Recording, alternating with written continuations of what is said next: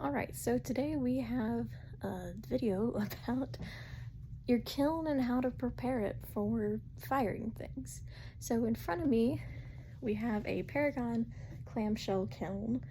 It's specifically for glass fusing, and it's called a clamshell because of the way that it opens. And there's a couple different things that you typically do to prepare your kiln. Obviously, when you first purchase it, you need to fire it initially because these bricks, which are what heat up and insulate the heat, need to become kind of seasoned, kind of like a cast iron skillet. And over time, they will get cracks in them, but that's completely natural. Now, if they break, that's completely different, but they need to get used to expanding and contracting with the heat. Now, additionally, you need to add some kind of release agent so that if, say, glass were to runneth over, or even if you're just doing stuff straight on the kiln, then it's not going to get stuck and ruin your kiln for eternity, because these are obviously quite expensive. So if we look inside of our kiln, it is white. However, all the brick on the inside is covered with a layer of kiln wash. And inside there's also a kiln shelf, which I'll pick up now and show you. This is just another ceramic piece that I have laid on the bottom of the kiln so that, again, on the off chance that something were to get stuck, I could buy a new kiln shelf, which is still like $100, but I don't have to replace my $2,000 kiln. So there's a few different ways to prepare your kiln, specifically for glass, but this also goes for a number of other things, such as ceramics. So here we have my kiln wash that I keep in a Reese's container, the forbidden chocolate milk, as we've called her. And what it really is a release agent. Now, I'll show you the actual kiln wash. Also called shelf primer. This is particularly from the Bullseye brand. They're a very big name in the glass community. And what I do, it's pink powder in here. And I'm not going to open it because it is a carcinogen. Is I mix that in a ratio with water. Typically it's a 1-to-1 ratio, but you can do it thinner or thicker. You're looking for a certain consistency, kind of like a slurry. So we're about to get a little messy because I'm about to paint on some more kiln wash. So I'm gonna shake this up a little bit and just throw it into the kiln and shake this up super, super well because it settles really bad. And crack it open.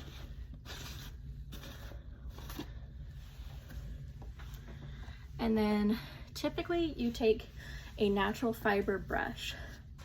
The most popular one is like a hake brush, like a Japanese hake brush, but I just use a regular paintbrush that does have natural fiber.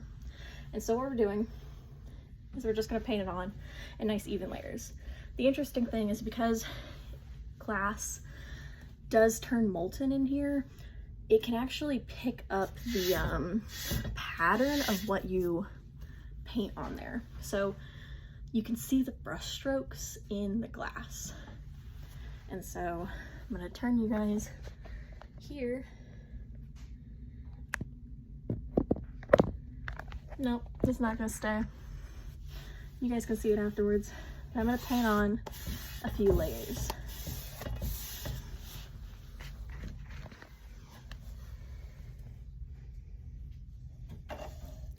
Typically, you need minimum 5 layers, and every time you do a full fuse, which we'll talk about, you have to reapply it because it starts to break down. Actually, you can see here there's a little crack in it, and that's just from it getting too hot and cracking a little bit. And obviously that doesn't damage anything, but if there were glass to get onto that crack, it could potentially get stuck to the shelf. And you see it kind of soaks in quickly because ceramics that are not glazed are obviously very porous, and additionally it's very dry, so it's sucking up that moisture relatively quickly.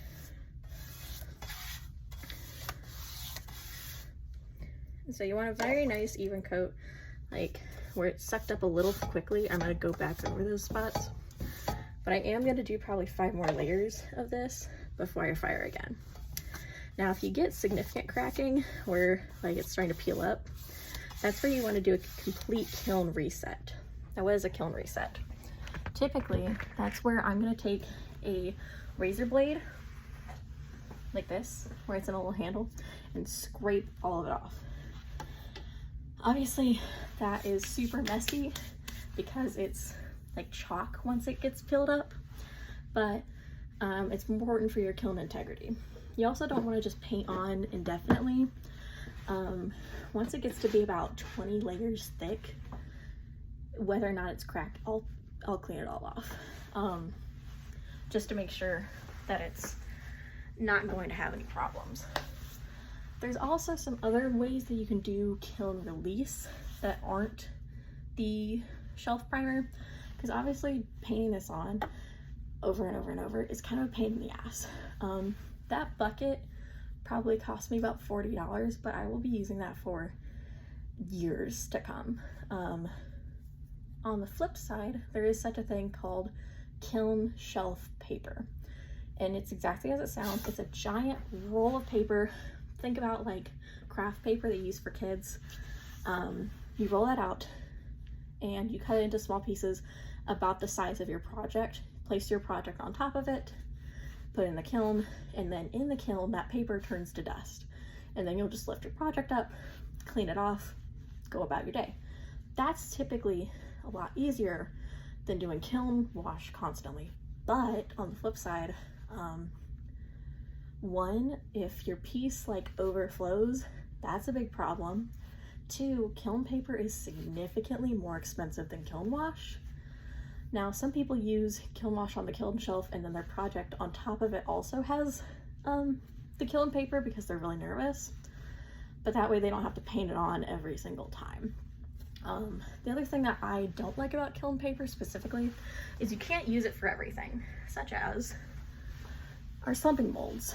This has, obviously it's white, but you can see kind of, there's about 5 or 6 layers of kiln wash already on here, so that when I slump something, I'll be able to pull it off with no issue.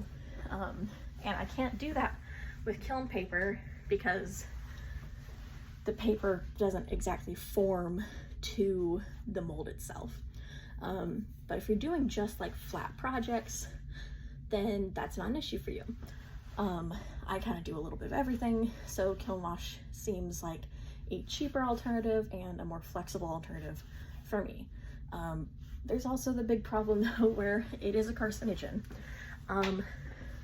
Technically, I should probably be wearing a mask right now, and I only wear a mask when I'm mixing it because the powder is flying around then, but like, this is a carcinogen. But also the powder that comes out of that paper at the end of the day is also a carcinogen. So those are ways that you prepare your kiln for firing. Once you've made those 5 layers, you're ready to put your project down and select a schedule for the kiln to fire and see how your project turns out.